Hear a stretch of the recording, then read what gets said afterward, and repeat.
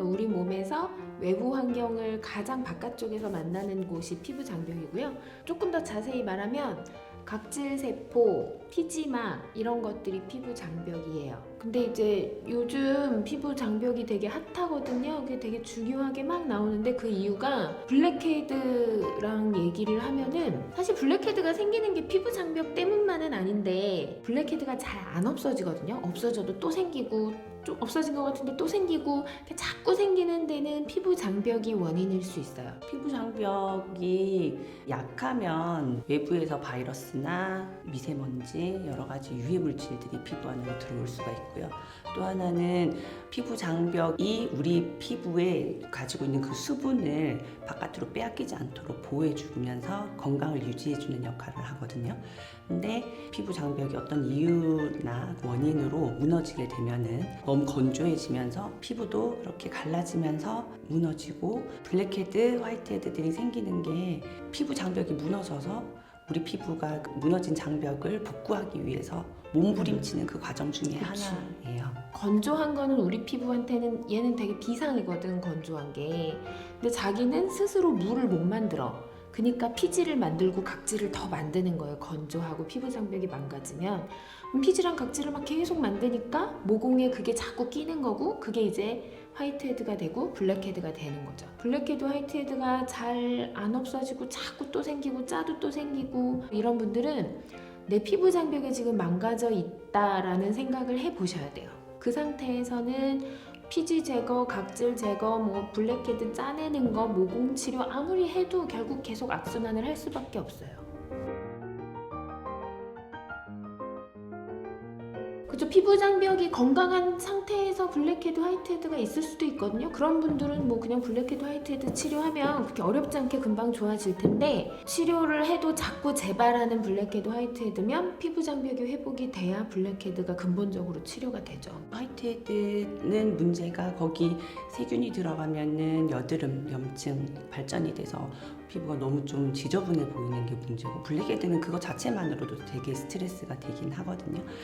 피부 장벽을 보호하거나 아니면 피부 장벽의 회복과 함께 같이 나가는 게 되게 중요합니다. 저도 지금은 블랙헤드도 없고 화이트헤드도 없어요. 거의 없는데 내가 20대 때 그리고 30대 초반까지만 해도 사실은 코 옆에 블랙헤드 되게 많았거든요. 엄청 많고 여기 턱에는 화이트헤드가 되게 많고 혼자 걔네들을 없애보려고 20대부터 주변에서 유명하다는 방법은 다 해봤어. 뭐 코팩도 해보고 밀가루팩, 뭐 계란 흰자팩 뭐 어떤 날 하루는 작정하고 정말 끝까지 다 짜내. 하나도 안 남기고. 지금 생각해보면 그때 내가 했던 뭐 코팩 같은 거 그리고 뭐 각질 제거제를 막 많이 쓰고 막 진동 클렌저를 쓰고 이런 것들이 사실은 피부 장벽을 망가뜨리고 있었던 거지. 그때 나는 근데 그런 걸 몰랐던 거고 근데 그런 행동들이 오히려 내 피부 장벽을 계속 망가뜨리니까 조금씩 점점 심해졌거든. 블랙헤드는 더 커지고 범위는 더 넓어지고 화이트헤드도 그렇고. 이제 피지 때문에 결국 블랙헤드, 화이트헤드가 생기는 건데요.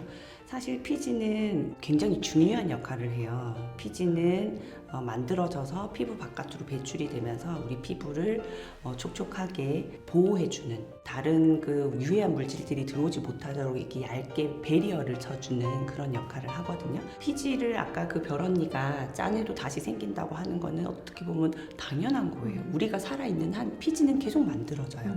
그러면은 화이트헤드, 블랙헤드를 조금이라도 좋아지게 하려면은 피부의 탄력도를 좀 높여서 그 모공 구멍들을 좀 좁아지게 만드는 것도 의미가 있죠. 그게 사실은 계속 우리가 얘기하는 피부 장벽의 회복, 피부를 건강하게 해주는 것, 그것과 이제 일맥상통한 얘기거든요.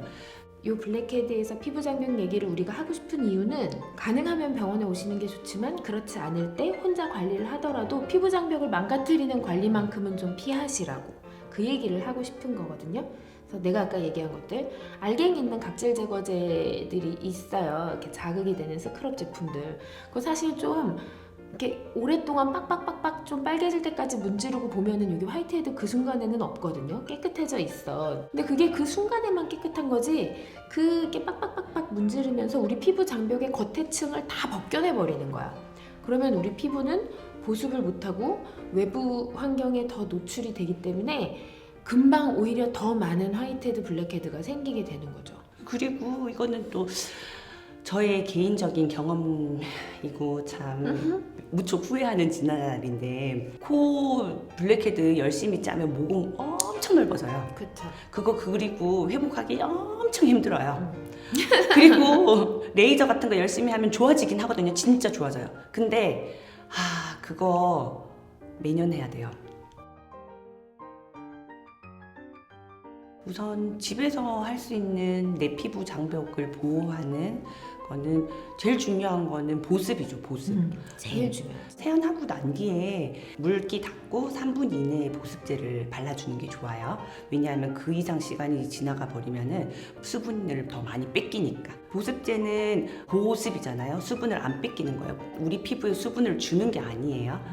그래서 그래도 최대한 안 뺏기기 위해서 보습제를 잘 발라주셔야 되고, 에센스 바르는 거 괜찮아요. 그러나 어떤 화장품을 쓰든 제일 마지막에는 보습제를 약간 코팅해준다는 느낌으로 발라주는 게 좋죠. 그리고 클렌징이 중요하죠. 클렌징이 중요해요. 클렌징이 중요한 건 그게 사실은 결국 보호거든요. 그러니까 너무 빡빡 문질러 닦지 말고 이렇게 문질러 닦지 말고, 그리고 너무 여러 번 세안하지 말고, 너무 강력한 세안제 쓰지 말고. 그래서 요즘에 약산성 클렌저도 되게 유행하잖아요. 그래서 피부가 좀 예민하신 분들은 그것도 괜찮은 방법이고요. 제일 중요한 거는 클렌징 제품들 자체가 이미 세정력이 있는 거고, 그리고 맹물로 우리가 손으로 이렇게 해도 세정력이 있는 거거든요. 그러니까 클렌징 제품까지 쓰면서 막 빡빡 문지르고 너무 오래 닦을 필요는 없어요. 너무 자극이 되지 않게 세안하고 바로 보습제를 발라주는 거고, 사실 막 이것저것 막 바르는 것보다 제대로 된 보습제 하나 바르는 게 사실은 오히려 더 훨씬 괜찮아요.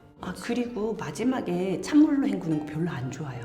모공 수렴 시킨다고 찬물로 이렇게 시원하게 하는데 안 좋아요. 오히려 혹시나 덜 씻겨 나갔을지도 모르는 그런 화장품 찌꺼기들이 응고돼서 모공에 들러붙는 역할을 할 수도 있거든요. 그래서 마지막까지 미온수로 헹궈주는 게 좋습니다.